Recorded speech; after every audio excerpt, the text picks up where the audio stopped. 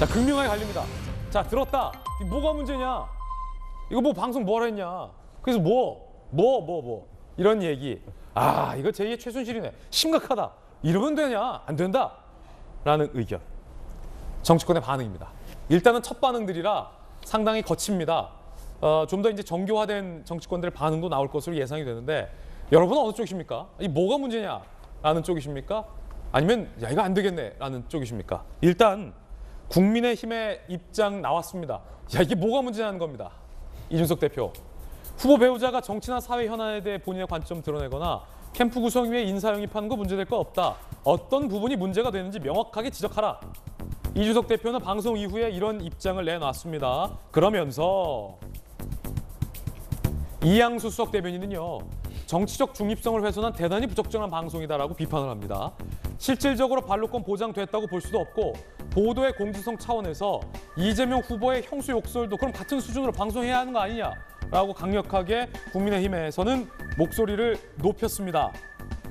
김기현 원내대표도 형수 욕설 들어봤냐라고 언급을 했고, 진중권 교수도 국민의 알 권리를 위해서라면 똑같이 MBC가 이재명 후보와 김혜경 씨의 형수 관련된 부분을 방송해야 되는 건 아니냐라고 지적했습니다. 이야기 들어보시죠. 형수에게 욕설하는 게 여러분 들어보셨습니까? 차마 귀를 씻지 않고서는 들을 수 없을 만큼 험악한 얘기입니다. 도대체 이런 폐륜을 어떻게 우리가 용납할 수 있습니까? 그 김혜경 씨의 녹음 테이프가 있잖아요. 그 이재명 후보의 녹음 테이프가 있습니다. 대통령이 될 사람이 어떤 생각을 갖고 있고 어떤 인성을 갖고 있는지 알 권리가 있거든요. 예. 라고 한다면 그것도 같이 틀어야 돼요.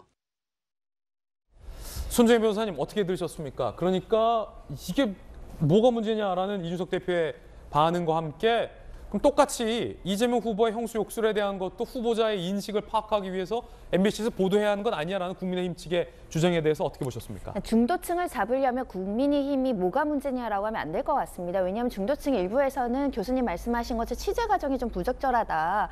이거 뭐 사적으로 기자들이랑 이렇게 이야기한 것까지 다 이야기하느냐라고 비판적인 관점에서 바라보지만, 또 발언 중에는 이거는 김건희 씨가 좀 부적절한 이야기가 너무 많다. 이렇게 이거 문제 되겠다. 만약에 대통령이 되셔서 청와대 가셨을 때 이렇게 국정 운영하면 큰일 나겠다. 이렇게 생각하는 중도층이 있는데, 뭐가 문제냐고 하면은 국민들이 좀 신뢰하기 어렵지 않을까 생각이 들고요. 오히려 이런 그 과거에 이제 김건희 씨가 인터뷰인가요? 나와가지고 앞으로는 아내 역할만 할 것이고 공적 활동 자제하겠다 이렇게 이야기를 했었거든요.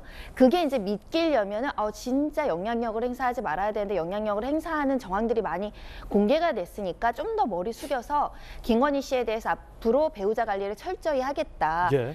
국민들 신뢰에 조금이라도 실망이 있었으면 죄송하다. 이런 정도의 논평은 나왔어야 되는 거 아니냐라는 아쉬움을 가지고 있는 것이고요. 그리고 두 번째, 이제 욕설을 공개할 수 있느냐는 공개를 못하죠.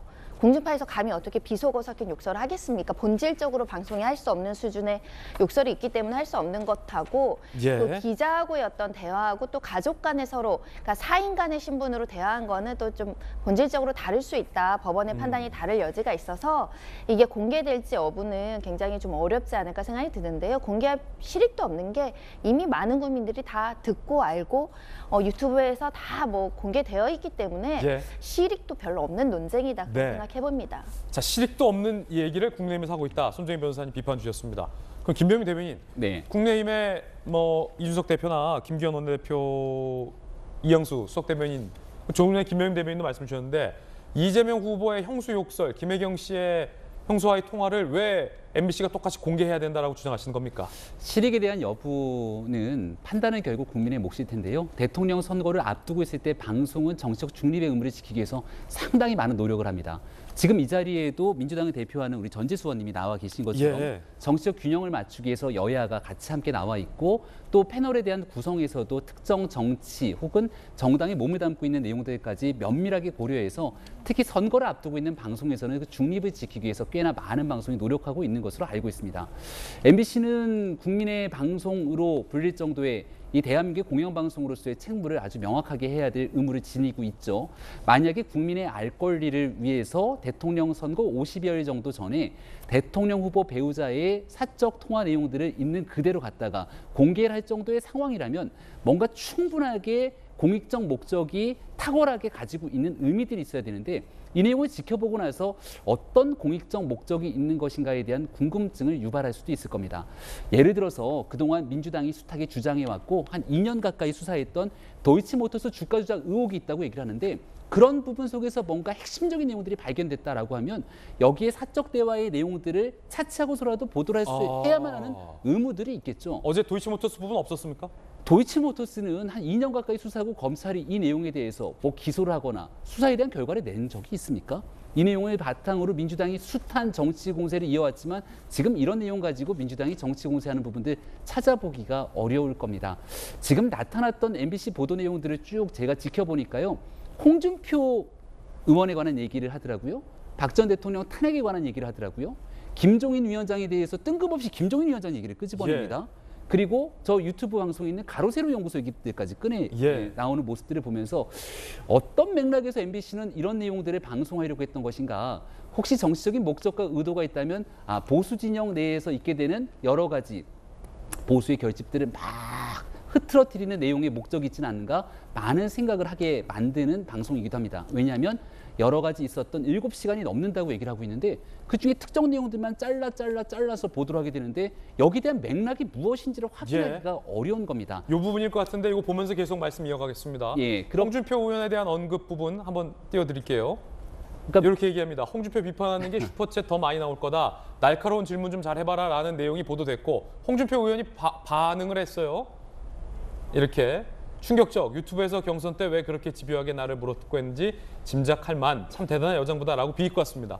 네. 그러니까 나왔던 내용들 어제 많이 보셨을 테니까 이런 맥락들이 하나하나 나왔던 게 과연 이런 얘기를 MBC가 하고 싶어서 혹시 정치적으로 특정 야당의 대선 후보와 그 진영과 집단 내에서 분열을 초래하기 위해서 방송했을 거라고 믿고 싶지 않습니다만 그렇다면 어떤 공익적 목적 때문에 했는지가 좀 분명해야 되지 않겠냐는 게 많은 사람들이 주장인 것 같고요. 공영방송이기 때문에 더군다나 정치적인 중립 그리고 형평성을 유지하기 위해서 야당 대선 후보에 대한 굉장히 심각한 정치적 타격을 줄 수 있을 정도의 문제를 제기했으면 같은 분량으로 이재명 후보에 관련된 내용들도 방송을 해야 되는 게 똑같은 형평성 차원에서 필요한 것 아닙니까? 근데 이재명 후보에 대해서 그런 내용도 준비가 되어 있는 것인지 문제가 되고 있는 대장동 사건을 비롯해서 아들에 관한 문제들까지 MBC는 과연 이러한 일들에 대한 진실을 규명하기 위해서 어떤 노력을 했는지 스스로 자성해봐야 될 때라고 봅니다. 자, 국민의힘 김병민 대변인의 의견 그리고 손정혜 변호사님의 두 분의 다른 의견 들어봤습니다.